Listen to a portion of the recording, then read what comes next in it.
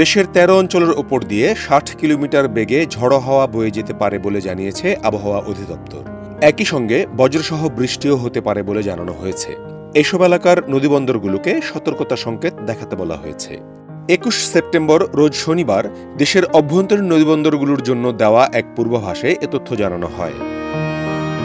কেউ না বুঝলেও আমরা আপনার প্রয়োজন বুঝি, আর তাই তো অত্যাধুনিক ফিচার সম্বলিত বিভিন্ন সাইজ আর কালারের ২৫০টিরও বেশি ডিজাইন অপশন নিয়ে ওয়ালটন স্মার্ট ফ্রিজ বোঝে আপনার প্রয়োজন। আবহাওয়াবিদ মোহাম্মদ হাফিজুর রহমান জানান, রংপুর, দিনাজপুর, রাজশাহী, পাবনা, বগুড়া, টাঙ্গাইল, ময়মনসিংহ, কুষ্টিয়া, ফরিদপুর, ঢাকা, সিলেট, কুমিল্লা এবং নোয়াখালীর অঞ্চলগুলোর উপর দিয়ে দক্ষিণ পূর্ব দিক থেকে ঘণ্টায় ৪৫ থেকে ৬০ কিলোমিটার বেগে অস্থায়ীভাবে দমকা বা ঝড়ো হওয়া সহ বৃষ্টি বা বজ্রসহ বৃষ্টি হতে পারে। এসব এলাকার নদীবন্দরগুলোকে ১ নম্বর সতর্কতা সংকেত দেখাতে বলা হয়েছে। অন্য এক পূর্বাভাসে বলা হয়েছে, মৌসুমি বায়ুর অক্ষের বর্ধিতাংশ পাঞ্জাব, হরিয়ানা, উত্তরপ্রদেশ, বিহার, পশ্চিমবঙ্গ ও বাংলাদেশের দক্ষিণাঞ্চল হয়ে আসাম পর্যন্ত বিস্তৃত রয়েছে। এর একটি বর্ধিতাংশ উত্তর বঙ্গোপসাগর পর্যন্ত বিস্তৃত।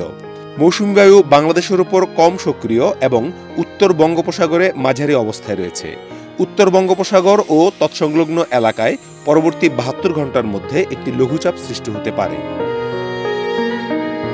আজ সকাল পর্যন্ত খুলনা, বরিশাল ও চট্টগ্রাম বিভাগের কিছু কিছু জায়গায় এবং রংপুর, রাজশাহী, ঢাকা, ময়মনসিংহ ও সিলেট বিভাগের ২-১ জায়গায় অস্থায়ীভাবে দমকা হাওয়া সহ হালকা থেকে মাঝারি ধরনের বৃষ্টি বা বজ্রসহ বৃষ্টি হতে পারে। সেই সঙ্গে দেশের কোথাও কোথাও মাঝারি ধরনের ভারী বর্ষণও হতে পারে। সারা দেশে দিন এবং রাতের তাপমাত্রা প্রায় অপরিবর্তিত থাকতে পারে। আজ সকাল থেকে আগামীকাল সোমবার সকাল পর্যন্ত খুলনা, বরিশাল ও চট্টগ্রাম বিভাগের অনেক জায়গায় এবং রংপুর, রাজশাহী, ঢাকা, ময়মনসিংহ ও সিলেট বিভাগের কিছু কিছু জায়গায় অস্থায়ীভাবে দমকা হাওয়া সহ হালকা থেকে মাঝারি ধরনের বৃষ্টি বা বজ্রসহ বৃষ্টি হতে পারে। সেই সঙ্গে দেশের কোথাও কোথাও মাঝারি ধরনের ভারী থেকে ভারী বর্ষণও হতে পারে। সারা দেশে দিন এবং রাতের তাপমাত্রা প্রায় অপরিবর্তিত থাকতে পারে। ডেস্ক রিপোর্ট, দেশ রূপান্তর।